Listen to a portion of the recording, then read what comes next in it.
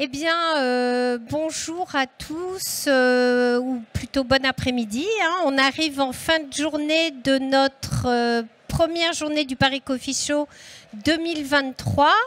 Je suis ravie de vous recevoir. On est en live sur la chaîne YouTube du Collectif Café.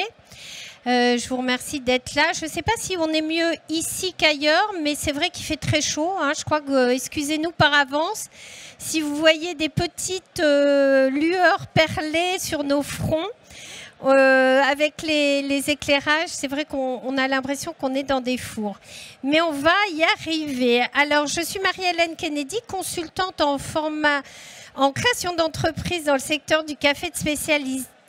Et j'ai le plaisir cet après-midi d'animer notre table ronde sur recruter dans la filière café, les besoins et créer sa marque employeur. Alors c'est un vaste sujet, c'est la première fois qu'on fait une table ronde sur ce sujet-là. J'ai voulu le mettre au programme parce que la filière café est une filière qui se structure de plus en plus en expansion. Et du coup, on va voir que les défis sont nombreux à relever, aussi bien du côté de ceux qui se créent. On va voir les créateurs d'entreprises, comment ils vont devoir recruter du personnel et puis les former. Et puis, on va voir aussi ceux qui sont déjà installés, comme torréfacteurs, comme patrons de coffee shop. Et eux, comment arriver à continuer à recruter du personnel, le garder et le former, puisque ça va faire partie vraiment des trois dimensions qu'on va voir aujourd'hui. Alors pour m'accompagner, j'avais 4 experts, je n'en ai plus que 3, j'en ai perdu une en route. Alors Julia Duchamp-Vignal, vous prie de bien vouloir l'excuser, elle a eu petit souci de santé, rien de grave de dernière minute, mais en tous les cas, elle a bien transmis toute son expertise à Laurine, qu'on va avoir le plaisir de présenter dans un instant. Julia, juste pour mémoire, est spécialisée dans le recrutement dans le secteur CHR. Donc, pour ceux qui sont vraiment parmi vous ou qui nous écoutent en phase de recrutement dans le secteur du CHR, Julia Duchamp-Vignal, vous pouvez avoir son contact sur LinkedIn directement et elle vous aidera à trouver la perle rare. Voilà, alors on va revenir avec nos experts présents. Je suis ravie d'accueillir 2 femmes et un homme, presque parité, on va dire. J'étais contente d'avoir les autres tables rondes. J'avais une parité à chaque fois sur toutes mes tables rondes. J'étais absolument ravie. Donc, je commencerai par Marine Moreau. Marine, qui est directrice des cafés Jeanne d'Arc à Orléans. Donc, on est super ravis de t'accueillir, Marine, parce que tu es une femme, tu es chef d'entreprise, tu es dirigeante, tu es dans le café.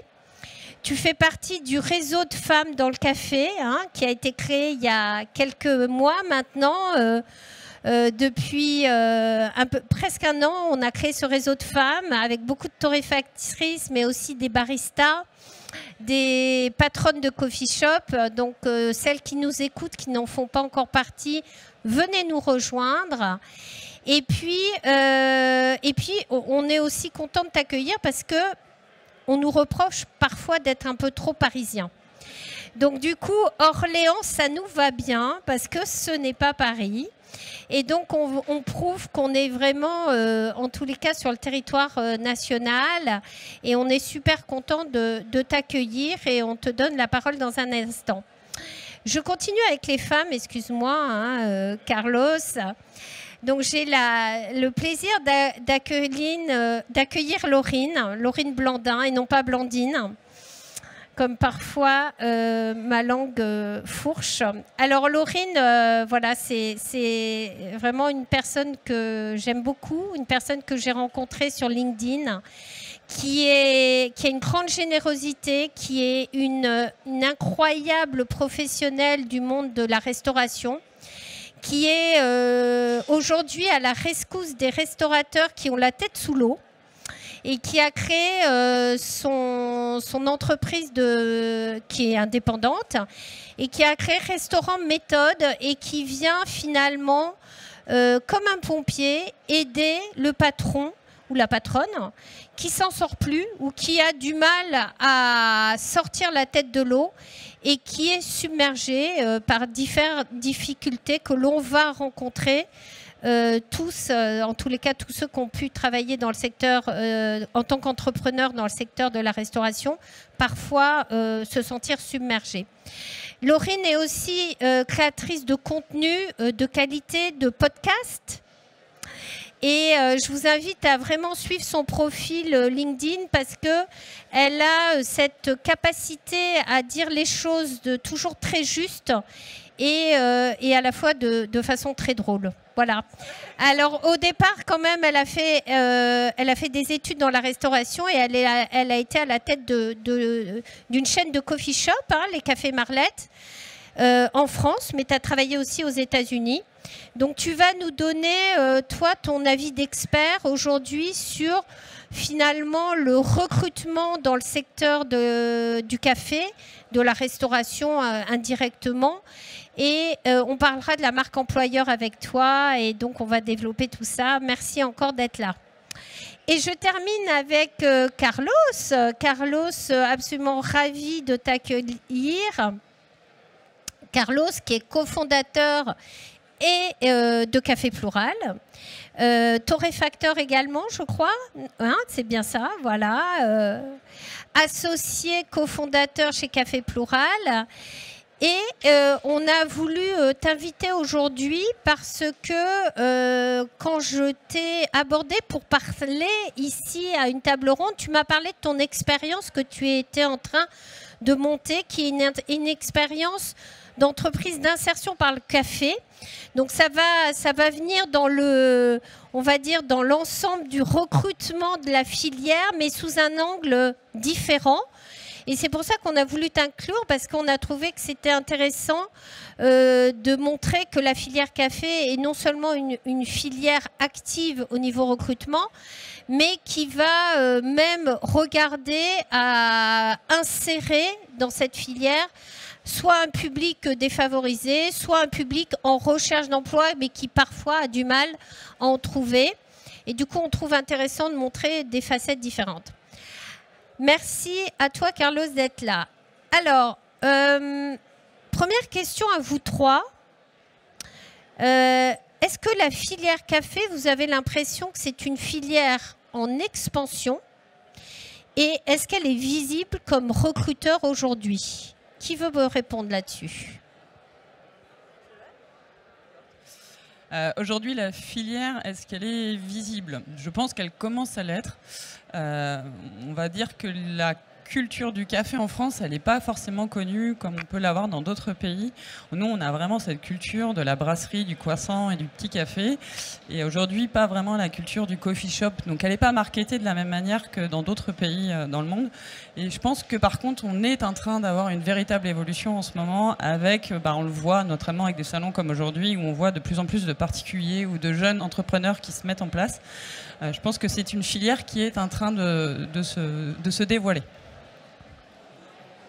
Laurine, ouais, c'est une filière en expansion au milieu du secteur du CHR. Parce que, alors, café, hôtel, restaurant, est-ce qu'on est, en tant que coffee shop, finalement, on est une sous-composante du CHR? Oui, un peu comme des cousins des restaurants. Mais je crois que... à quoi je vois que la filière est en expansion, c'est le nombre d'annonces de recrutement pour les métiers intra-coffee shop, mais aussi les métiers voisins, donc de torréfaction ou même de production, de vente. En fait, aujourd'hui, quand on va sur un site de recrutement et qu'on cherche, qu'on utilise des filtres, parce que les candidats utilisent des filtres de recherche, on peut chercher différentes catégories d'établissements de services. Et aujourd'hui, sur plusieurs sites, on voit les établissements de café apparaître et ils n'existaient pas il y a quelques années. Donc pour moi, c'est un énorme changement déjà d'imaginer les candidats voir café et je coche et je vais regarder ce qui s'y passe. Et aussi le nombre d'établissements en ouverture et en expansion. Donc rien que pour ça, c'est des super signes. Il faut que ça bouge plus vite. Moi, j'ai envie que ça bouge plus vite, mais on ne peut pas aller à la vitesse de la lumière. Hein, mais je te confirme mon impression. Ouais. Carlos, pardon. Ouais, pour ma part, je ne suis pas un spécialiste de CHR, mais je connais un peu la filière du café, de la plantation jusqu'à ici la torréfaction. Et ce qu'on voit à Paris, surtout dans la filière de production du café, et c'est une filière assez méconnue en fait. On discutait en préparant cette conférence de tous ces métiers qui existent derrière ces tasses de café, torréfacteurs, les gens qui font le marketing, même les gens qui font l'empaquetage des sachets du café.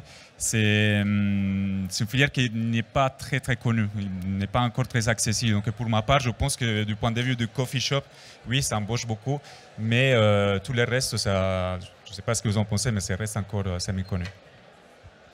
Alors, ce qui est super intéressant, moi, ce que je vois en tant que consultante sur la création d'entreprises dans le secteur du café, c'est qu'on voit une multiplication d'acteurs. Donc, du coup, les acteurs d'origine qui, eux, ont créé en café de spécialité, on évalue à peu près à 2010 la vague de café de spécialité en France. Donc on va dire les premiers acteurs qui ont été présents à cette époque-là et qui sont encore là aujourd'hui, et il y en a, hein.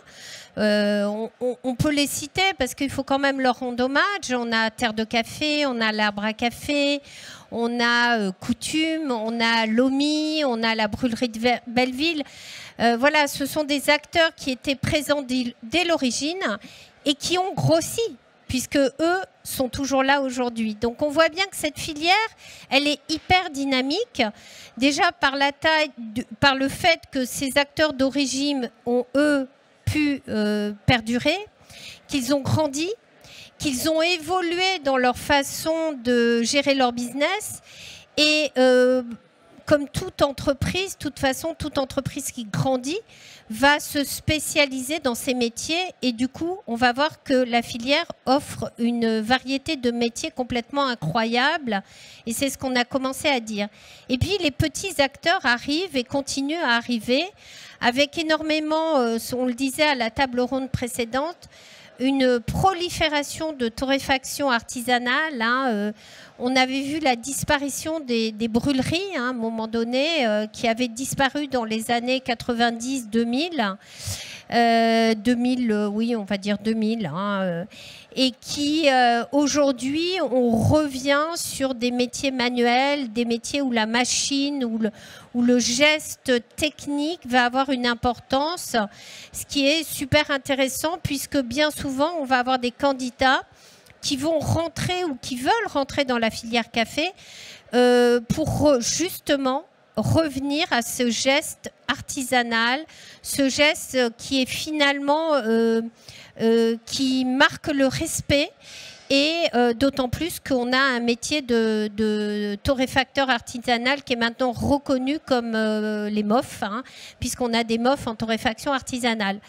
Alors, côté collaborateur, on a le barista aussi qui va sortir du lot, hein, puisqu'on va avoir de plus en plus, ça va être des gens qui veulent se positionner comme barista. Alors le barista, on va dire, c'est le serveur, mais c'est bien plus que ça.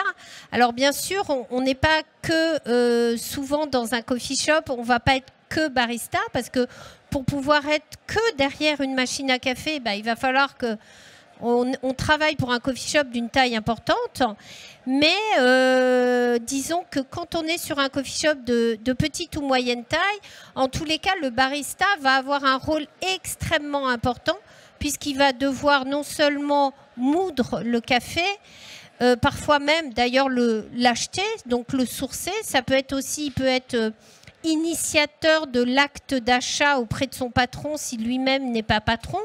Si vous-même, vous êtes patron et vous êtes barista, bah, du coup, vous allez vous interroger sur l'achat du café torréfié.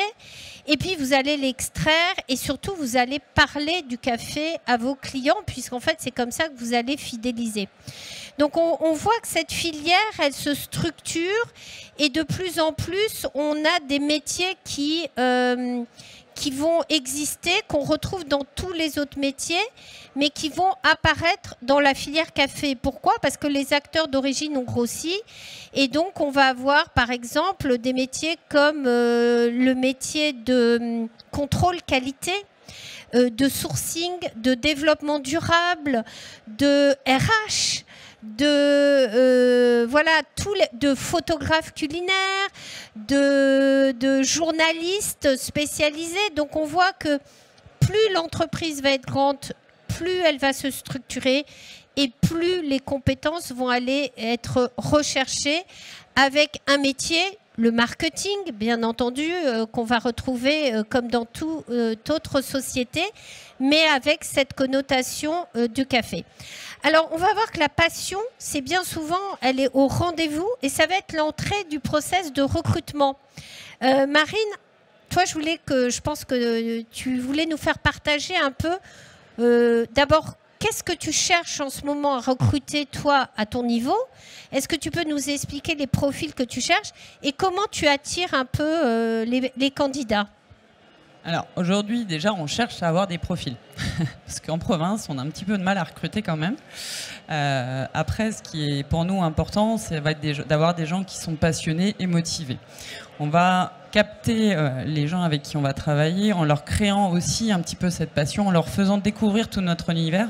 Parce qu'aujourd'hui, on a la chance d'avoir un produit qui est beau, qui est noble, qui peut être sublimé, qui est magnifiquement travaillé. Donc, il va falloir qu'on arrive à, via la formation, via des dégustations, via des différentes transmissions, on va pouvoir leur faire découvrir notre passion et arriver à les capter. Et l'enjeu, il est là aujourd'hui parce que dans les publics qu'on va toucher, notamment en province, à Paris, vous avez la chance d'avoir un petit peu plus, on va dire, de candidats, je pense, sur les métiers de barista et de torréfacteur, mais en province, c'est un petit peu moins vrai.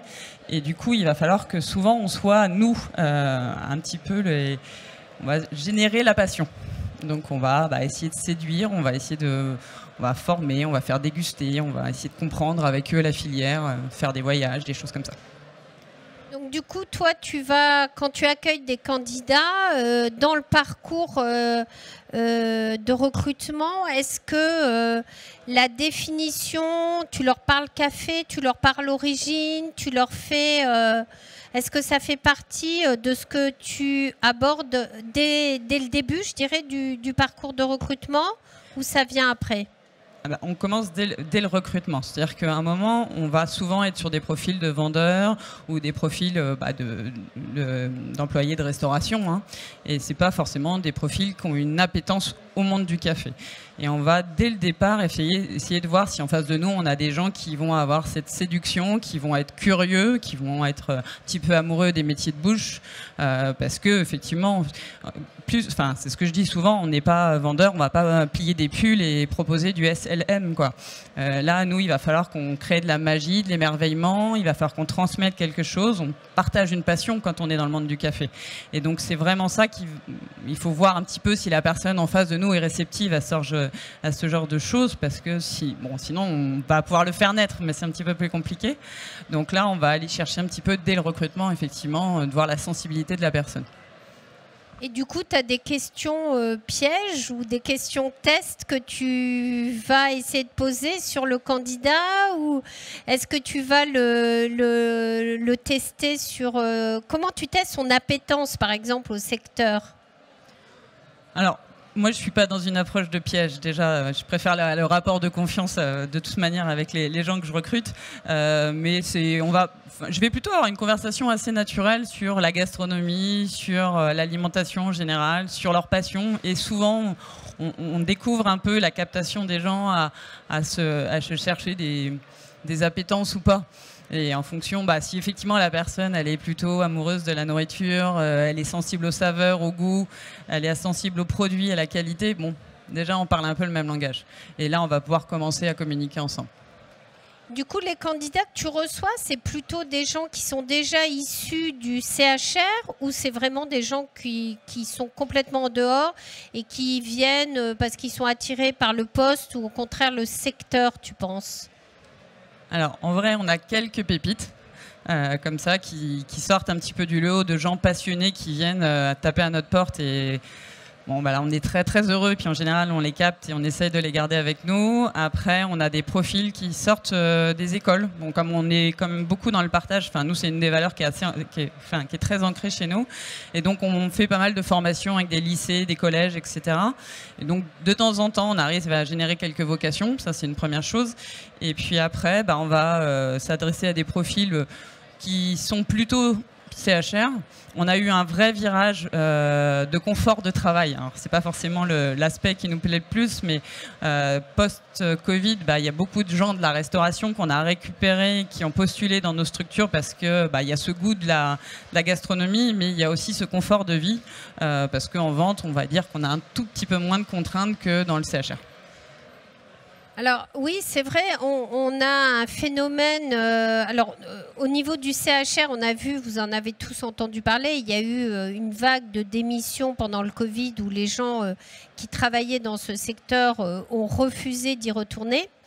Et donc, du coup, le secteur du café, on a pu bénéficier, et ça va être ma question pour Laurine, du coup, de cette transformation de certaines personnes qui étaient peut-être qui travaillaient la nuit ou qui travaillaient en coupure ou qui travaillaient de façon beaucoup plus, on va dire, difficile au niveau des horaires et des week-ends, qui viennent se rabattre, alors soit sur les coffee shops. Moi, je sais qu'en tant que patronne de coffee shop, c'était un argument quand je recrutais quelqu'un, par exemple, en pâtisserie, en cuisine. Le fait d'avoir quelqu'un qui travaillait toute la journée et pas en coupure, qui ne travaillait pas le soir, je pense que déjà, c'est un vrai atout. Mais on va voir que ça ne suffit pas. Et puis, alors en torréfaction artisanale, encore plus, puisque là, on est quasiment sur des horaires de bureau, sauf peut-être sur la partie boutique. Alors, sur la partie torréfaction, nous, on a fait le choix de faire travailler notre torréfacteur plutôt tôt pour pouvoir aussi achalander les magasins, avoir une fraîcheur dans les produits, parce qu'effectivement, on a besoin que ça soit torréfié le matin pour être desservi assez vite dans les magasins. Et puis après, c'est effectivement plutôt des horaires de boutique, mais ça reste des horaires de journée. Quand on est dans la restauration, c'est des horaires du matin, c'est des horaires de coupure, c'est des horaires qui finissent tard, avec des contraintes sur les week-ends beaucoup plus importantes que la vente. La vente, effectivement, il y a la notion, il y a le samedi, qui est un vrai, qui devient presque un irritant maintenant. On voudrait faire du commerce, mais pas le samedi. Mais on est quand même un peu plus souple dans nos métiers, dans la vente, que dans le CHR. Même s'il y a aujourd'hui beaucoup d'évolutions dans les deux métiers. Bien sûr. Laurine, alors donne-nous un peu, toi, ton sentiment. La filière café, elle sort son épingle du jeu dans le CHR avec des horaires et une vision peut-être un peu plus, entre guillemets, facile. Ouais, alors je pense que c'est un peu triste pour les professionnels, donc coffee shop, torréfacteurs et tout, de se dire qu'on hérite des candidats qui ne veulent pas aller chez les autres. Être le plan B, c'est agréable pour personne, mais ça reste une bonne option. D'ailleurs, quand on travaille le positionnement de son établissement, il y a quand même un positionnement dont on parle peu, c'est être un restaurant ou un café qui est à côté d'un autre établissement qui brasse beaucoup de volume. Et du coup, on hérite de cette clientèle. Donc en fait, les coffee shops aujourd'hui, les salons de thé ont ce positionnement un peu plan B, qui est en fait en termes de business intéressant, même si on a envie que les candidats postulent chez nous par passion, par compétence, parce qu'ils nous ont compris, ils nous ont vus.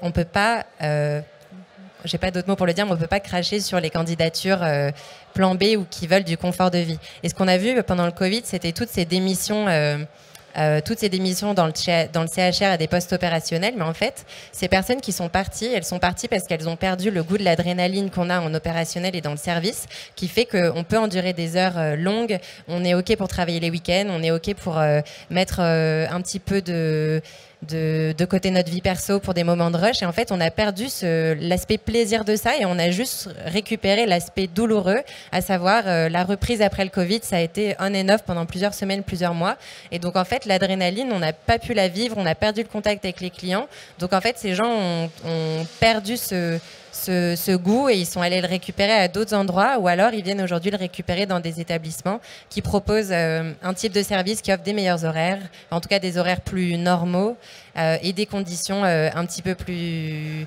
faciles parce que quand on travaille dans un coffee shop ou un salon de thé par exemple, c'est quand même pas la même ambiance que dans un restaurant traditionnel ou gastronomique en termes d'efforts, de représentation.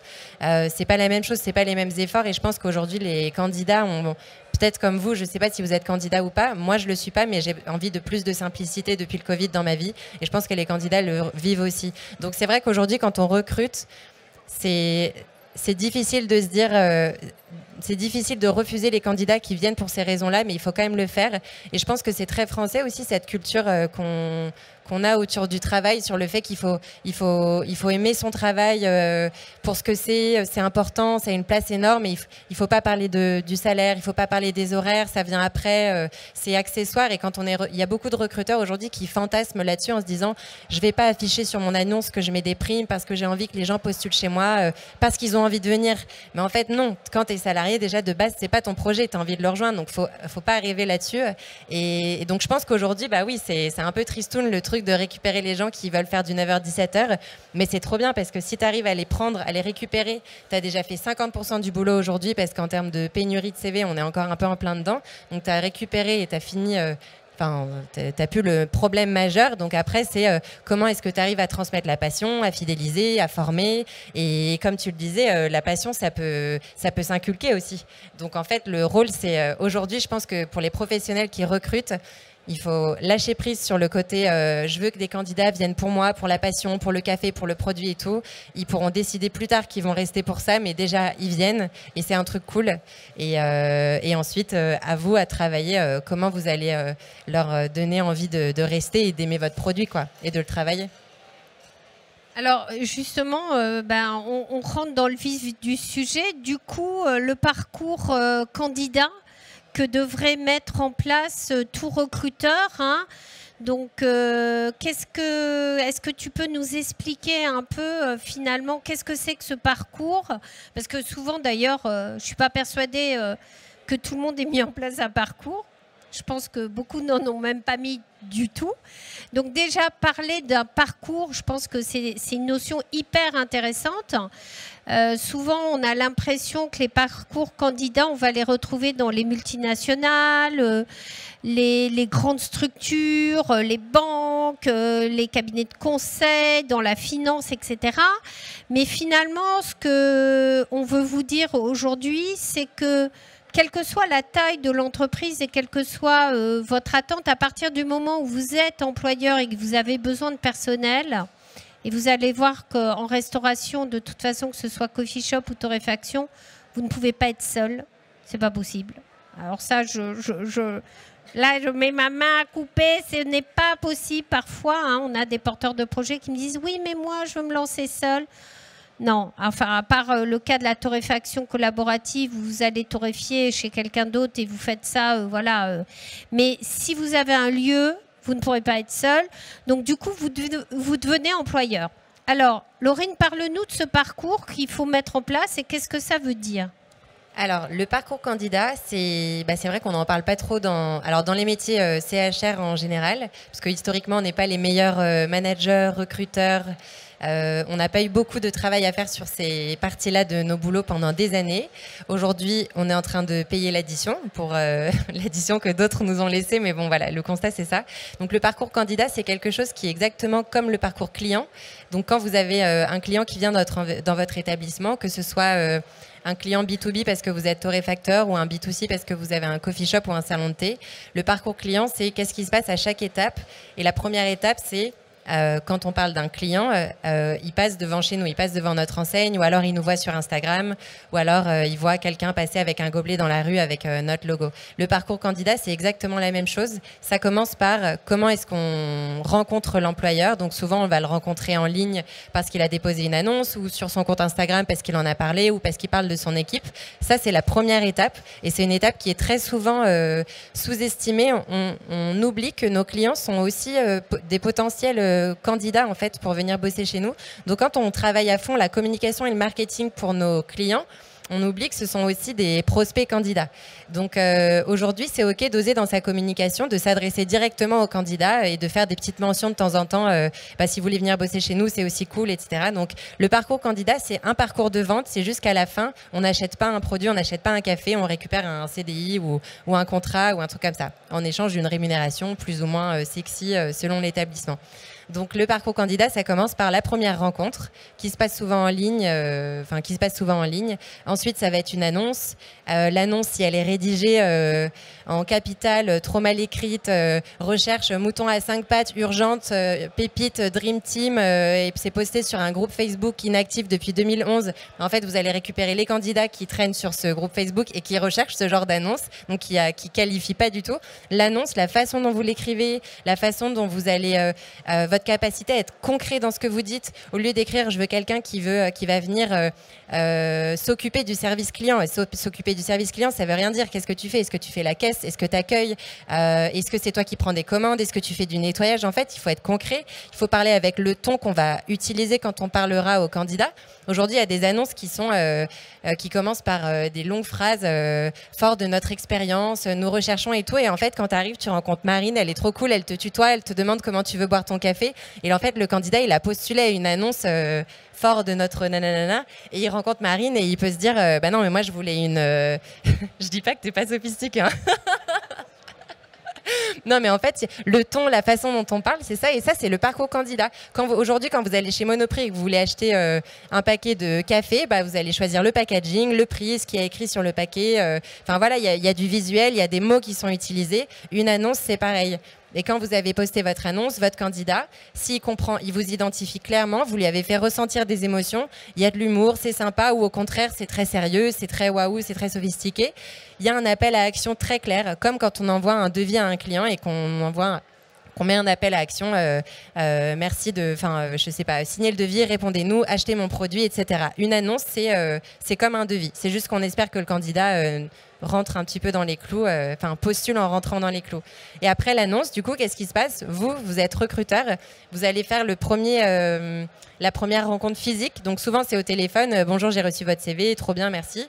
Est-ce qu'on peut faire un entretien? Mais le truc, c'est que ce coup de téléphone, il est déjà décisif parce que si vous appelez un candidat et que vous parlez que de vous, j'ai vu ça sur ton CV, j'aime bien, je suis dispo demain, je cherche ça, à telle condition, bah déjà, le candidat, vous êtes dans un rapport.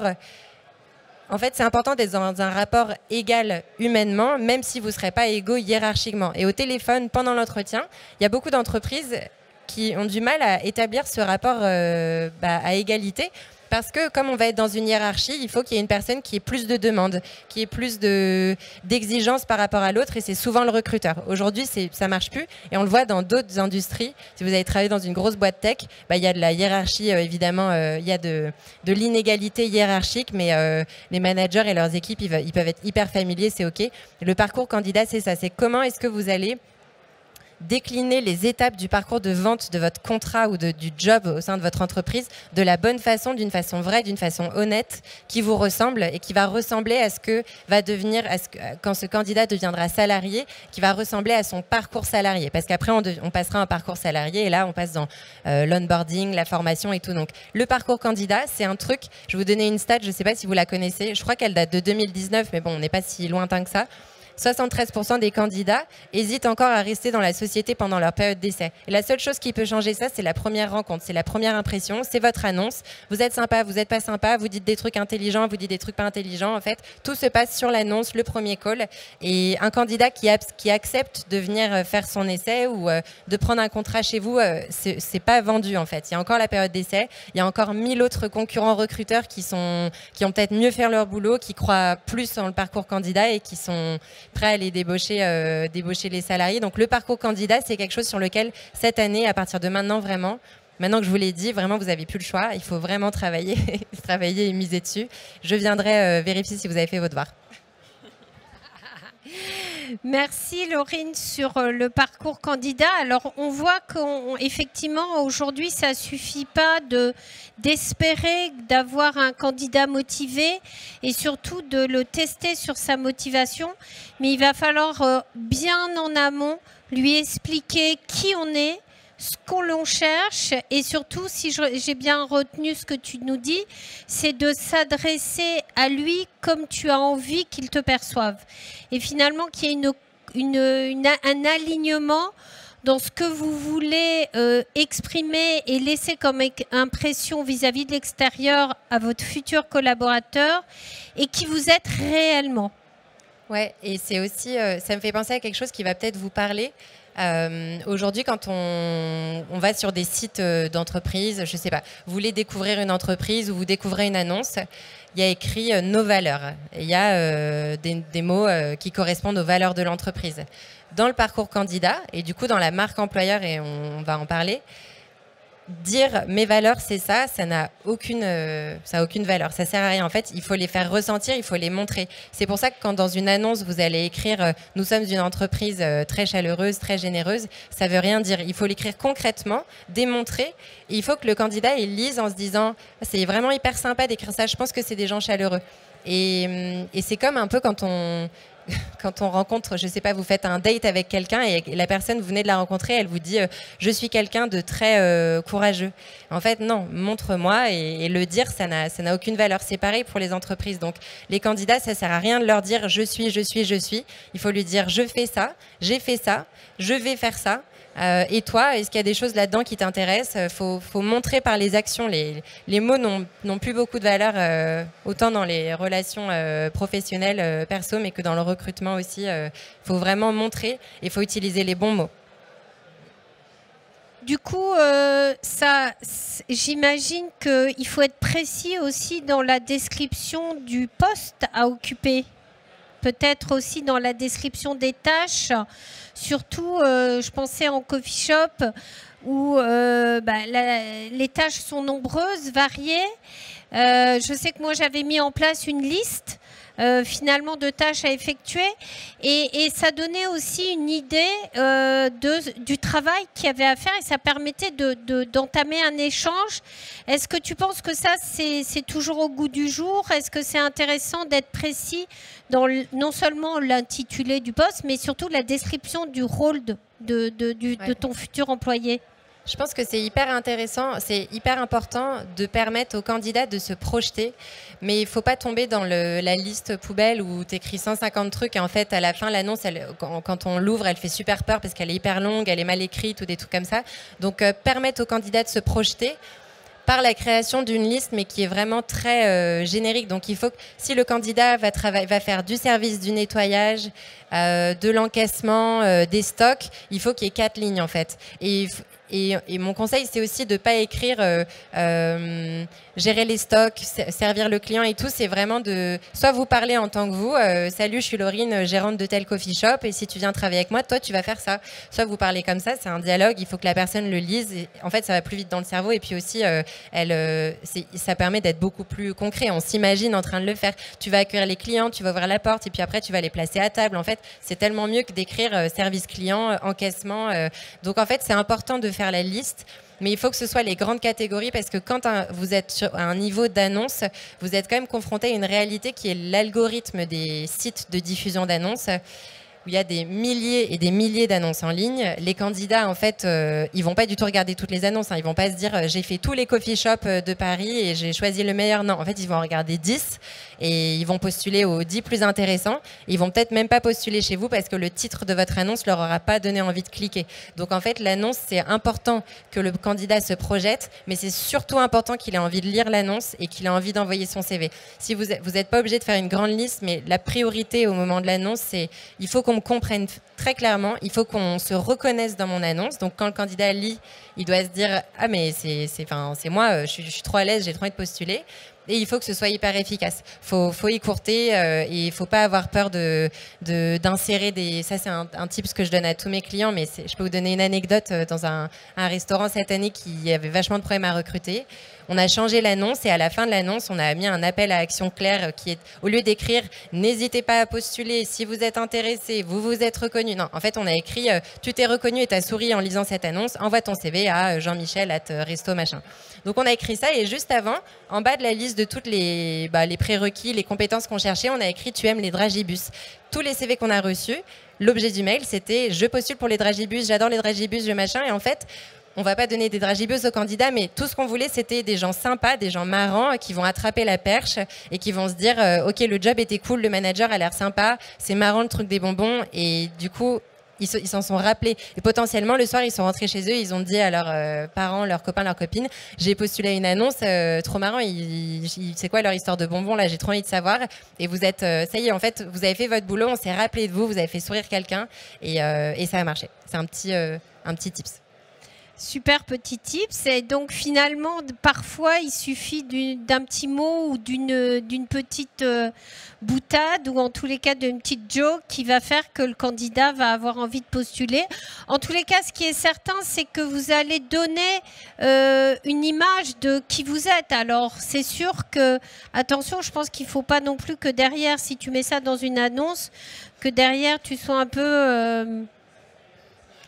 oui. Il faut que ça colle. Hein. Donc, si vous êtes quelqu'un de... Je sais pas, moi, je suis assez à l'aise. Donc là, je vous fais des petites blagues. Quand j'avais des salariés et que j'étais manager, j'étais exactement pareil avec eux. Donc, il faut que vous soyez à l'aise. Et d'ailleurs, c'est tout le principe d'une... Si vous créez votre société, vous lui donnez une personnalité, vous lui donnez une vision. Enfin, c'est la vôtre. C'est la vôtre à une certaine limite, mais si vous êtes opposé à la vision et à la personnalité de votre entreprise, vous n'allez pas aller très loin dans le développement, à moins que vous soyez associé avec des personnes qui vous aident. Mais vendre un produit qui ne nous ressemble pas, c'est hyper difficile en fait, dans mon expérience en tout cas. Bah oui, surtout si c'est toi le patron. Alors du coup, ça nous amène à qu'est-ce que c'est la marque employeur du coup? Comment on va construire sa marque employeur et comment on va communiquer vers nos candidats potentiels et les gens qu'on veut attirer cette image qui correspond finalement à notre réelle identité, à notre ADN, hein, c'est ça si je comprends bien. Ouais, en fait, c'est exactement comme la marque d'un produit, quoi, comme votre marque de coffee shop ou votre marque de café. La marque employeur, c'est une somme de process, c'est une somme de décisions qui vous présente et qui vous permet d'être compris par les candidats. Donc, du coup, dans la marque employeur, on va retrouver des choses très simples comme le visuel, le verbatim. Donc déjà, ça veut dire qu'il faut le travailler. Donc si on est au statut de l'annonce, c'est un petit peu difficile de présenter avec du visuel parce que souvent on rentre dans des templates.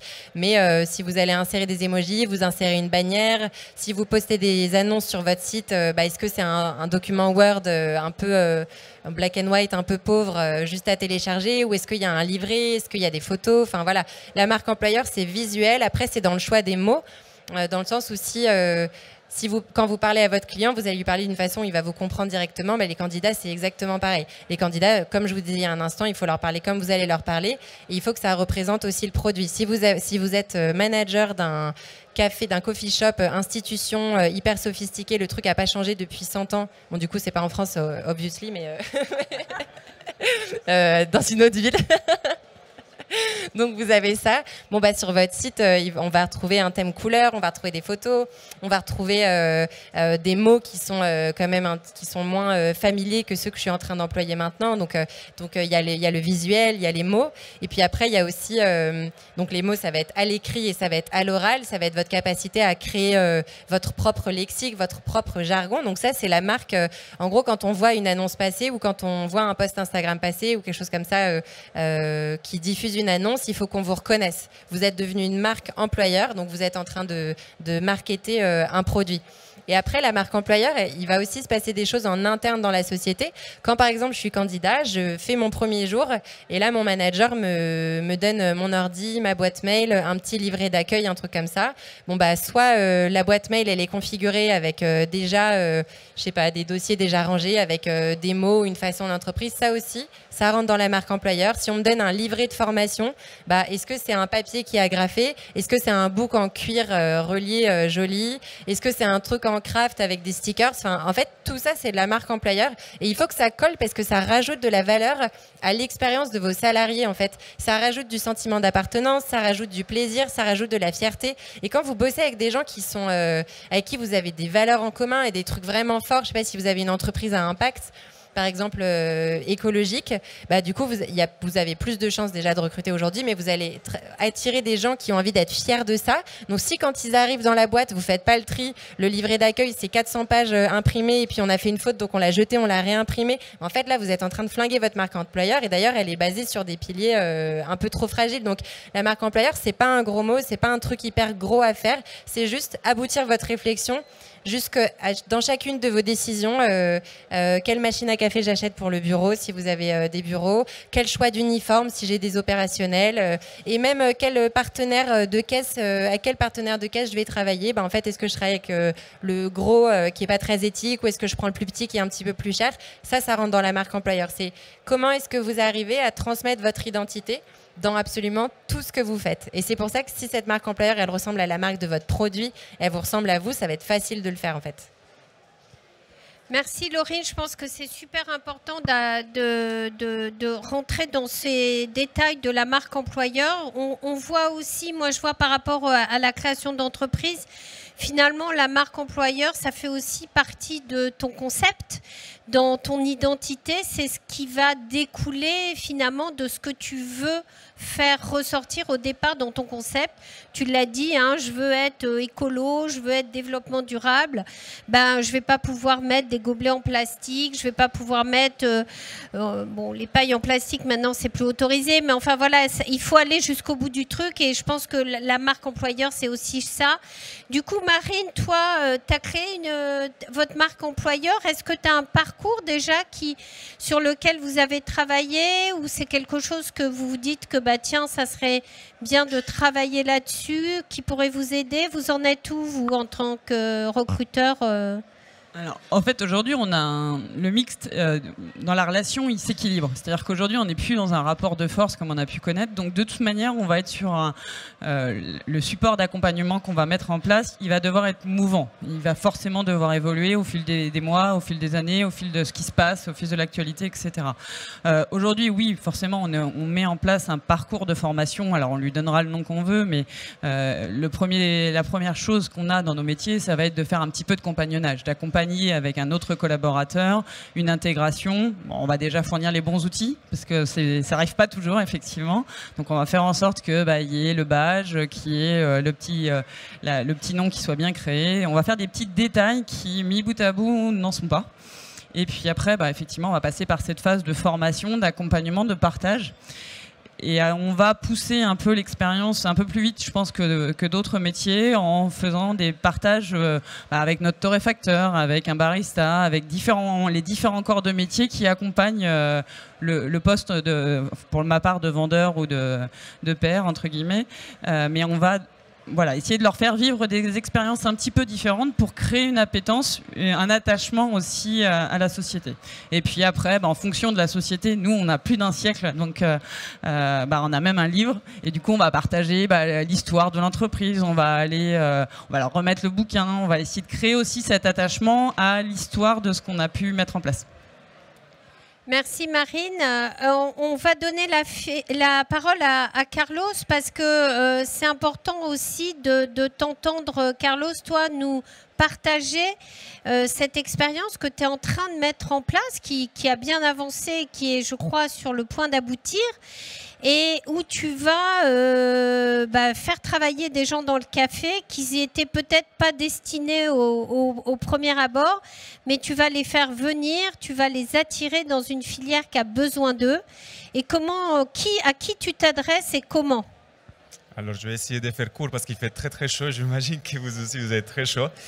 Et bon, on est plural. Et avec mon associé, on a créé l'entreprise il y a 4 ans déjà. Et on l'avait créé avec un seul objectif, et c'était l'insertion pro des personnes réfugiées.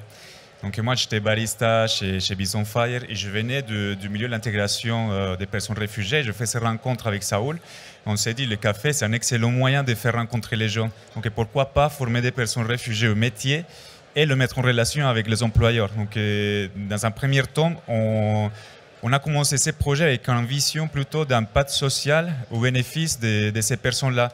Mais à fur et à mesure, on a commencé à se rendre compte que peut-être c'était une solution aussi pour répondre à la problématique de difficultés de recrutement dans les secteurs de la filière du café.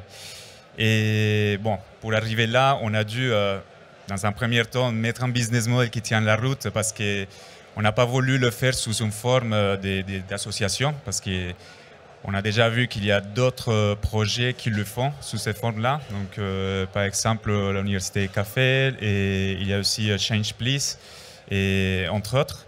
Et on a voulu plutôt créer une entreprise pour plus tard devenir un chantier d'insertion par les métiers du café.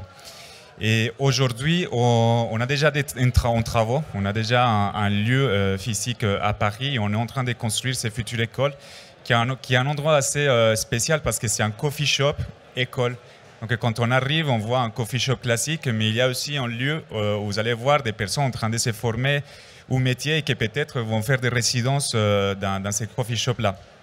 Donc l'idée, c'est accompagner des personnes réfugiées.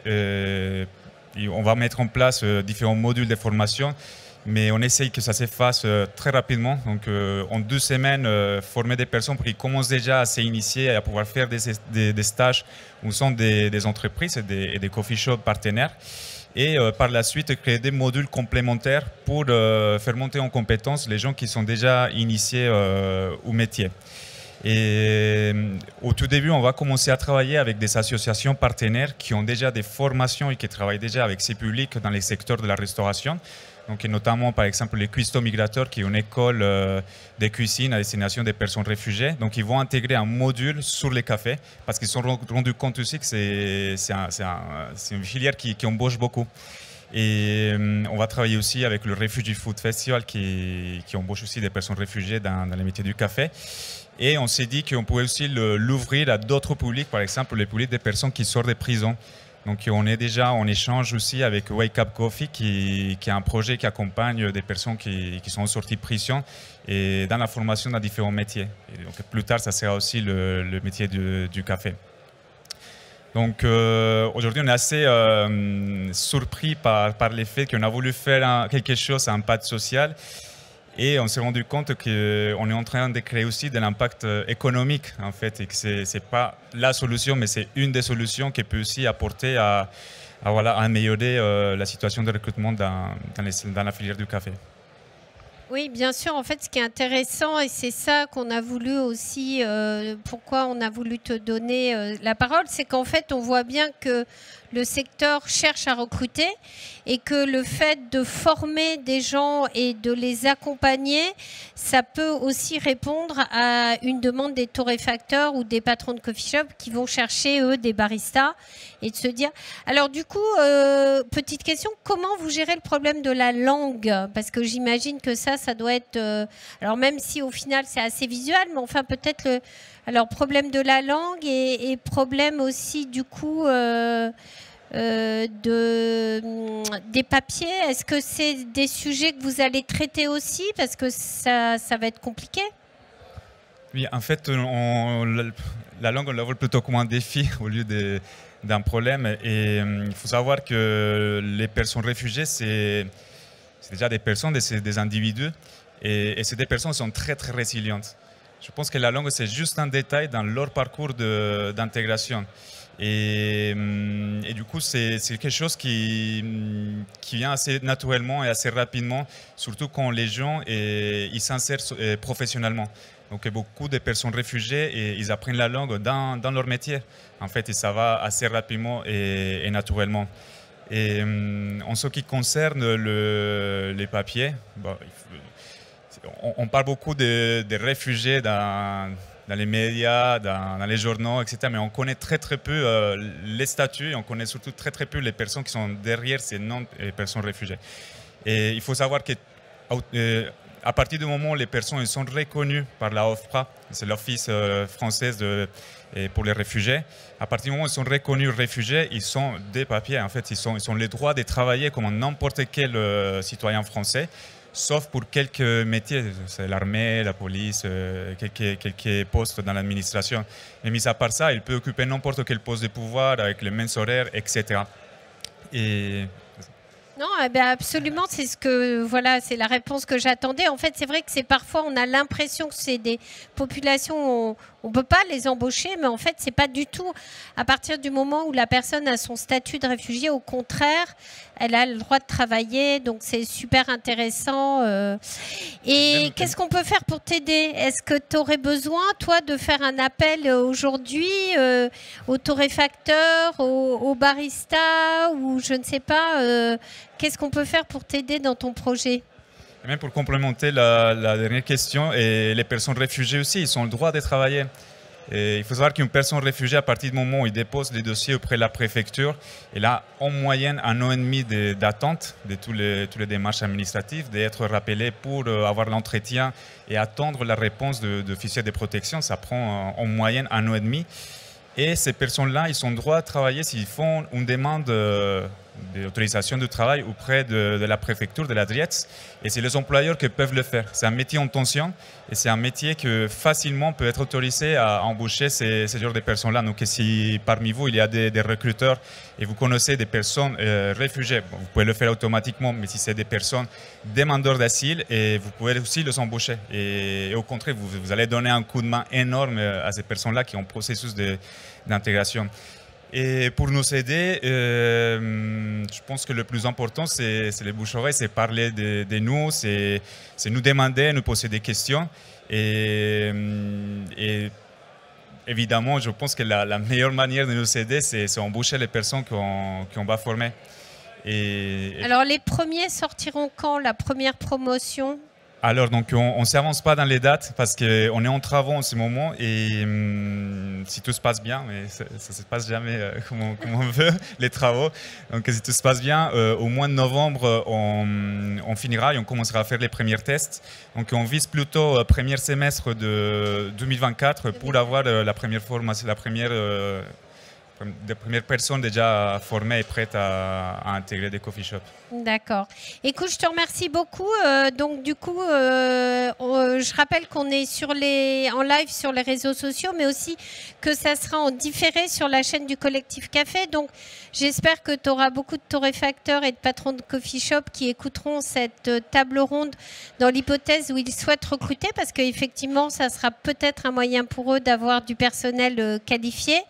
Je voulais tous vous remercier sur cette table ronde. On arrive à la fin. On a peut-être 2 minutes pour poser une question. Est-ce que l'un d'entre vous aurait une question à poser par rapport à les sujets sur lesquels on est intervenu, à un de nos experts aujourd'hui?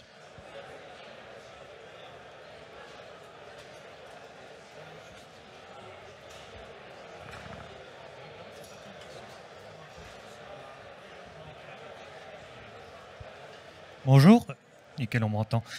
Oui, moi, c'était pas tant pour une question, c'était plutôt pour faire justement un retour, pour donner mon expérience, vu que moi, je suis en recherche de travail justement dans le café, et c'est quelque chose qui est très compliqué. J'ai déjà essayé de faire des formations. Malheureusement, il y a les coûts qui sont assez prohibitifs, et il y a les services publics qui, je vais être gentil, font un peu de lynchage, c'est-à-dire que j'étais avec 2 autres personnes qui avaient aussi du projet dans le café, et à force de lynchage, on finit par quitter la restauration. C'est-à-dire qu'on fait, c'est pas un travail, pourquoi vous nous demandez ça, allez trouver un patron, il vous le payera, etc. Et c'est vraiment en fait aussi un parcours du combattant. Et aussi, je voulais rebondir sur les annonces. C'est vrai que des fois, je vois juste passer service, puis en fait, on regarde, on demande, en fait, c'est pour un poste de barista. Des fois, on dit barista alors que c'est du service, donc c'est un parcours très compliqué. Donc, c'était juste pour faire mon retour et pour dire en fait à quel point, de mon point de vue, c'est un monde qui est très dur d'accessibilité, surtout que je viens d'une région, même si mon projet est à travers la France, où vraiment barista, c'est très très lointain pour eux. Rien que déjà de parler de sommellerie, des fois, on m'a demandé c'est quoi le rapport entre le service et la sommellerie. Maintenant, d'un centre qui était spécialisé en restauration. Donc, essayer de leur expliquer le café derrière, c'était une grande lutte. Donc, je vais juste faire mon retour. Est-ce que vous en pensez, si vous aussi vous avez des retours comme quoi, des fois, pour certains, c'est un parcours du combattant de rechercher du travail dans le café? Merci, en tous les cas, merci de ce retour parce que c'est super important. Là, on a l'impression que tout le monde cherche et que tout le monde veut embaucher, ils ne trouvent pas. Et vous, c'est le contraire. Alors, nos experts, qu'est-ce qu'on peut répondre? Du coup, merci de partager ça. Je trouve que c'est un bon rappel. Moi, ça me fait penser à deux choses. Pour les personnes que tu as rencontrées et qui dévaluent le métier ou comprennent pas, je pense qu'il y a une réalité. On en parlait la dernière fois quand on parlait, c'était la réalité du consommateur. Dans les métiers du café aujourd'hui, ils sont méconnus aussi parce que les Français en tant que consommateurs sont pas. On boit moins de café que dans d'autres pays, on boit du café moins bon, on le boit à des occasions différentes. Du coup, c'est vrai que toute la filière café, en fait, elle empathie de cette tendance qui est un peu en retard par rapport à d'autres métiers. Donc, ça m'étonne pas que, tu vois, si tu vas aller faire une formation chez Pôle emploi, tu tombes sur quelqu'un qui comprend pas parce que, si je pense même à mes parents, ils boivent du café dégoûtant et si je leur parle de barista, ils savent pas ce que c'est. Donc, il y a cette réalité qui est que le marché, il est pas aussi développé que dans d'autres endroits. Donc, je pense qu'il faut tenir bon encore un petit peu. Maintenant, pour les formations que tu disais qui étaient très coûteuses, je ne sais pas dans quelle région tu es, mais je crois que, et Marine, je ne sais pas si tu confirmeras, mais je crois que, et toi aussi, du coup, Marie-Hélène, maintenant, il y a beaucoup de cafés et de coffee shops qui forment. S'ils ne sont pas torréfacteurs, ils t'envoient en stage chez les torréfacteurs. C'est inclus un petit peu dans l'expérience et dans le parcours salarié. En tout cas, moi, je connais plusieurs cafés qui font ça et du coup ils se ferment pas de porte quant aux candidats et ils se permettent de recruter des gens qui sont plus polyvalents et en fait eux ils les font devenir barista. Mais c'est vrai que le métier de barista à 100% en France, d'être derrière ta machine à café 100% de la journée, de faire que ça, c'est vraiment pas dans une majorité de coffee shop pour le moment et ça reste un métier qui sera polyvalent encore quelques temps, je pense. Je suis vraiment ouverte pour vos retours là-dessus, mais ouais, envoyer que du café, c'est peut-être encore un peu tôt. Ouais, mais désolé, et si tu veux qu'on en discute à un moment, discute. Ouais. Okay. Non, mais j'ai la même vision des choses. Je pense qu'après, il faut pas se décourager. C'est une filière qui se renouvelle, donc du coup, on est qu'au balbutiement de la filière. Il n'y a pas forcément besoin d'arriver hyper formé. On va de toute manière, chaque torréfacteur a un peu sa manière de travailler, va avoir ses outils, on va avoir des torréfacteurs qui vont être différents, on va avoir des machines qui vont être différentes. Donc on sait que de toute manière, on va avoir un accompagnement à faire, une formation à faire. Donc j'ai envie de dire, à la limite, faut postuler de manière assez simple et puis après ça va prendre ou ça prend pas, mais je pense qu'il faut pas non plus se fermer des portes parce qu'il n'y a pas assez de bagages. On est tout à fait au courant qu'il n'y en a pas beaucoup. On sait qu'aujourd'hui dans le monde du café il y a les MOF qui commencent à arriver, donc on va pouvoir avoir des vraies grosses écoles, mais au niveau des CFA, des centres de formation, il n'y a pas encore cette formation qui est proposée. Ça viendra, c'est pas au catalogue aujourd'hui, donc on le sait, nous, recruteurs, que de toute manière, on va devoir passer par une étape de formation. Donc, faut pas se fermer porte dans les deux sens, j'ai envie de dire. Merci, on va terminer pour respecter les horaires. En tous les cas, merci de votre question, merci de votre participation, merci aux intervenants et je suis ravie de terminer cette première journée avec vous. Et je vous dis à demain matin pour 10h, notre première conférence. Très bonne soirée à tous. Merci encore. Merci.